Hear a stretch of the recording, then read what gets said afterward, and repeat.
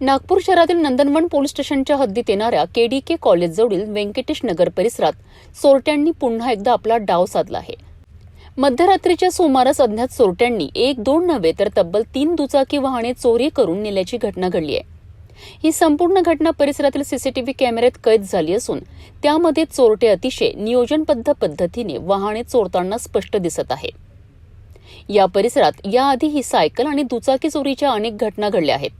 त्यामुळे स्थानिक नागरिकांमध्ये भीतीचे वातावरण निर्माण झाले आहे. वारंवार होत असलेल्या चोरीच्या घटनांमुळे नागरिकांनी पोलीस प्रशासनावर नाराजी व्यक्त केली आहे. स्थानिकांच्या मते रात्रीच्या वेळी पोलिसांची गस्त अपुरी असून त्यामुळेच चोरट्यांना मोकळे रान मिळत आहे. नागरिकांनी परिसरात अधिक सीसीटीव्ही कॅमेरे आणि कडक सुरक्षा व्यवस्था करण्याची मागणी केली आहे. या प्रकरणी नंदनवन पोलिसांनी गुन्हा दाखल करून सीसीटीव्ही फुटेजच्या आधारे चोरट्यांचा शोध सुरू केला आहे.